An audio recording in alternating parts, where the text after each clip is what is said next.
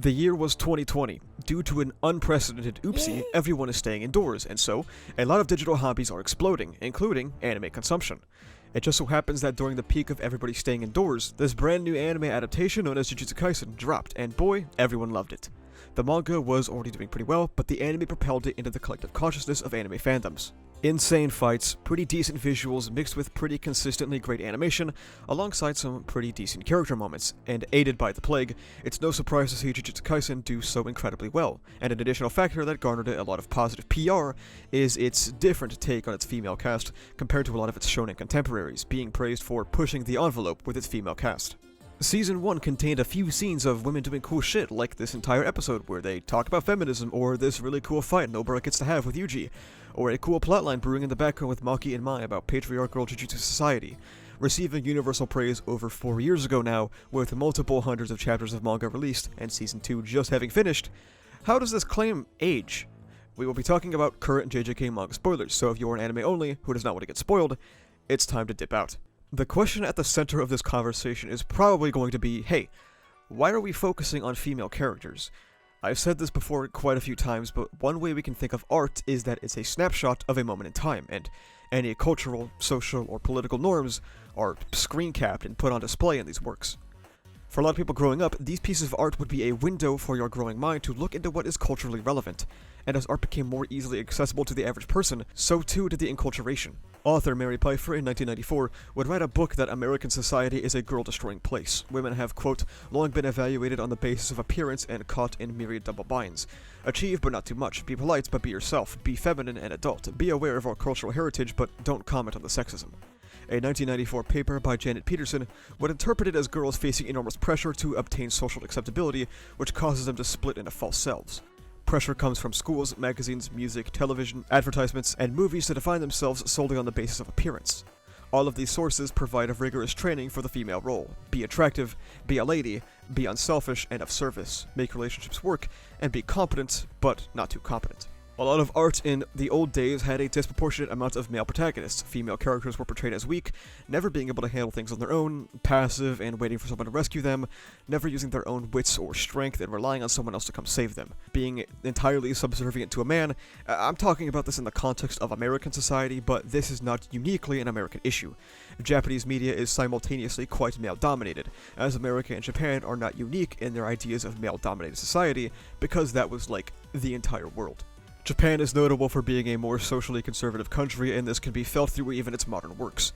Women existing only for the man's convenience, or for the male reader to gawk at, which of course, sexualization in itself isn't a bad thing, sex is extremely human, but what is less human is how often these women were put into sexualizing situations against their will. Either because it's hot, I guess, or because, haha, sexual abuse is funny, for some reason. Like we mentioned earlier, if you are a young boy consuming some shonen anime, and you see that this is the way women are treated in works that are your window into Japanese society and culture, I can only imagine that this might kind of fuck you up. Don't look at that. Get that off the screen. Oh, I'm leaving it on the screen for way too long. So, to bring it back to why female characters are so focused on, it's because they have not had the best time when it comes to equal representation, so a lot of people are looking at them under microscopes, and thankfully, we were gifted something from the Lord himself, Nobara Kukisaki. Alright, turn the light down, that's excessive. Nobara is one of the standout female characters in shonen, and people will point to her as an example of a good one, and I feel I'm sort of left to wonder why. She has some good chemistry with our main trio, and I enjoyed her whenever she was on screen, but outside of 2 fights, she doesn't really get the opportunity to do much. One of her biggest scenes is her saying that she likes to dress up but also likes to fight, and this scene comes during an episode where all the characters start espousing very surface-level feminist rhetoric in an episode that can be aptly referred to as the women episode, because that's when all of them do anything, which I feel in itself is kind of weird. This was enough to spawn articles from Polygon and many other sources on how cool the female cast of JJK is. Nobara does a couple of cool things, and then grows largely irrelevant to the overarching plot, then fights the big bad for like 3 seconds before being a textbook case of fridging. Fridging is a literary trope in which a character exists for the sole purpose of being killed, assaulted, or otherwise harmed in order to serve as an inciting incident that motivates another character's journey. Fridging is most common with female characters, and fridging is also known as women in refrigerators. It seems we may have tooted our horns a little too soon. And I say all this as someone who overall enjoyed Nobara's presence as well. I was really looking forward to seeing more of her content, but then she got JFK'd. She has qualities that a lot of people don't really talk about. I thought her backstory and her desire to express her own values, hence leaving the place she was born, was really cool. And in hindsight, having someone like Nobara, who is not so deeply intertwined to the Jujutsu world, like all of our characters just so happen to be, would have been really interesting. Unfortunately, she's dead. Or not. Gege's ambiguity makes it all the more frustrating, because if she is alive, we have wasted close to 4 real-life years without her being a character, and as of this Sunday, or February 11th, she has been absent for the manga for half of its runtime. And also, I want to go out and say that I don't think killing a character for another, or fridging, is an intrinsically bad thing. Just like all things, it depends on how it's executed, and Nobara's death, as well as what lies beyond, has fallen completely and utterly flat for me. Check out this video if you want more info on idea versus execution. I also don't think every character introduced in a story has to be insanely prominent. It's fine for there to be characters that exist in the background, but to be fair to Nobara fans, that doesn't really seem like what she was billed as, and JJK disproportionately shelves its female characters. The primary reason you will find online for this Nobara gas is that she doesn't fall into the archetypal crush on a boy stuff, and that really seems to be the main motivator, which is incredibly shallow. The issue isn't that women have crushes on boys, the issue is that women are only tied to men as characters, barely being characters. If where we draw the line is women cannot be interested in the male protagonist, what we are doing is not standing up to the injustice against female casts, we are just drawing an arbitrary line where women are not allowed to feel romantic love, punishing them for being human.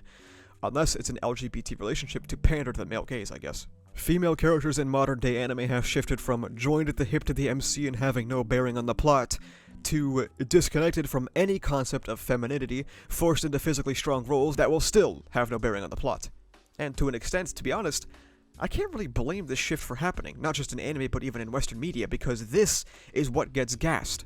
Female characters just being physically strong. Mirko from My Hero Academia is frequently, and I mean frequently, put into top female character lists.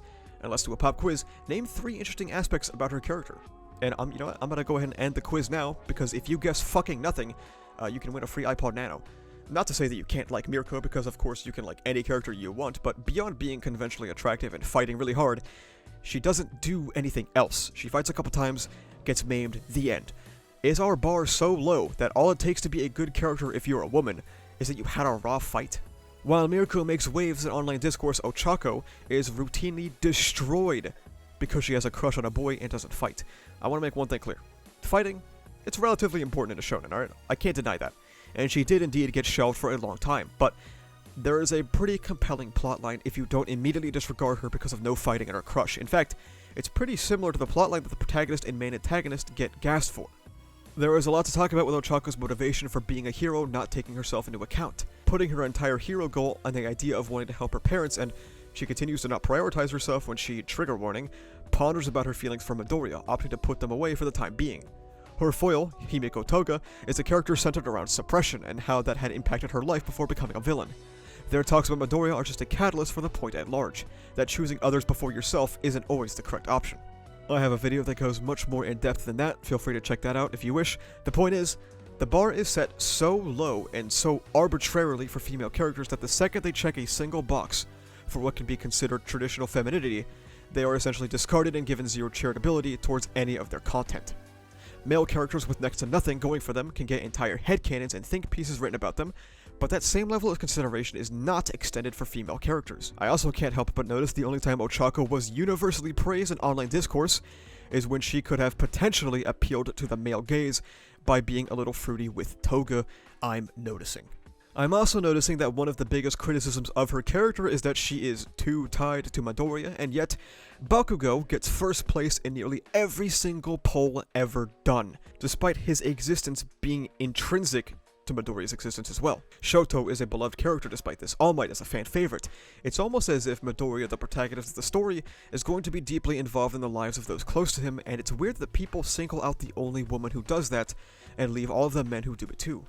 I also spoke a bit about being a combatant in these stories, which of course can be important, but I also think it's dishonest to think that the only way a female character, or any character, can be good is through fighting. There are plenty of non-combatant roles that can be compelling. Echidna from Re:Zero is some people's favorite antagonist in the story, and she never fights on screen a single time. Her insanely twisted worldview, connections to the history of the world, relationship with our protagonist, and her willingness to achieve her ultimate goal of knowledge alone make her a frightening antagonistic force and compelling character in the story. Chainsaw Man has some of the most highly regarded female characters in shonen, especially with how they ultimately play off one of the series' core ideas of themes about platonic affection and love in multiple different ways, while still being their own people and not sexualized at every turn. And again, I don't think sexualization itself is a bad thing. Sex and sexual desires, that's a pretty innate human thing, and I think that people should be allowed to be hot or seen should be sexually charged. The issue only really exists when that sexualization is done against a character's will, whether it be harassment or flat-out assault, stripping that character from their sexual agency and being extremely weird. I have waffled about everything but JJK for about a page of this script now, so let's get back on track. Sorry, I had to lay some groundwork. In the face of all of this praise JJK's female cast had received, let's go back and examine how all of it held up. Yuki, one of 4 special grade sorcerers and one of the most powerful characters in the series, showed up for her first fight and then immediately died to the main antagonist in an attempt to save a male character. She got no further interaction with Todo, or Maki, who she might be interested in considering her ideology, just dead. Shoko, a non-combatant, someone who could satisfy the conditions mentioned earlier of being a meaningful non-powerful character, is one of the best healers in the verse, if not the best, and has been on screen a total of like 3 seconds if we're lucky. She was involved in the primary trio of the Hidden Inventory arc with Gojo and Geto, and was properly sidelined into immediate irrelevancy in the one arc she could have done something. She has done 0 things in the nearly 250 chapters of Jujutsu Kaisen. Miwa, a character people put a lot of stock into after her emotional connection to Mekamaru in Shibuya, who then put her all into an attack that was blocked by Kenjaku's hand, was then properly sidelined, allegedly permanently, because that attack was actually a binding vow and she can no longer swing a katana. She has done almost nothing in the nearly 250 chapters of Jujutsu Kaisen. Tsumiki, Megumi's sister, who was integral to one of our main characters' motivations and backstories, gets awakened but is actually body jacked, delivers absolutely nothing in terms of her relationship with Megumi, and then is promptly killed by Sukuna. She did 0 things in the nearly 250 chapters of Jujutsu Kaisen. Maki, a character with deep connections to themes of familial abuse and patriarchal, misogynistic, and conservative family dynamics, slaughtered her entire family and it's never really retread. Any future moments of Maki's being either hastily concluded or used as an opportunity for Gege to draw his favorite sexy man Toji, much to a lot of people's dismay, some even accusing Maki of winding up to be what amounts to a gender swap of him. She has done some things, but not nearly enough, and the nearly 250 chapters of Jujutsu Kaisen, I do like her though. Utahime, who? Momo, the girl who was put into one episode so she could spit out surface-level feminist rhetoric before promptly being removed from the story. I mean, who? Jujutsu Kaisen wasn't a step forward for shonen women, or whatever some mainstream media outlets would have you believe. It was more like completely bog-standard shonen representation, but maybe marginally better because some of these women actually get to fight sometimes. They still get relegated to off-screen roles or completely turned to mincemeat for other male characters' progressions though.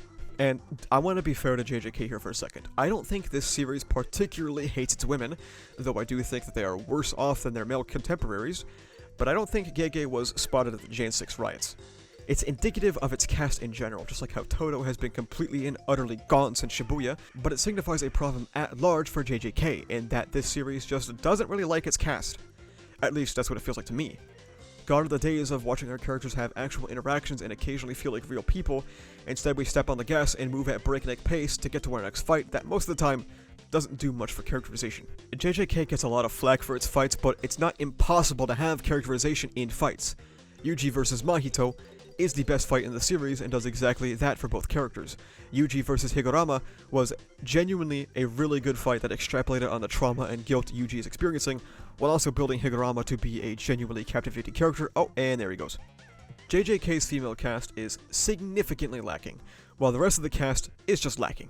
Almost every woman introduced, unless your name is Maki, has been completely sidelined or killed, much like quite a few of the male cast members. It's just that the ratio for actual characterization is heavily skewed towards women being left behind.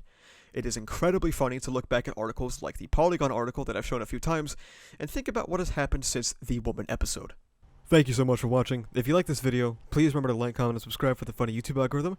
You can also become a YouTube member, which gives you access to behind-the-scenes content, a badge on comments and live stream chats, as well as the use of emotes and videos before their actual release. You can also check the description for socials like Twitter, where I'm objectively correct all the time, and Discord, where we talk about ReZero, My Hero Academia, Jujutsu Kaisen, and stuff like that. That's about it though. Thank you for watching. See ya.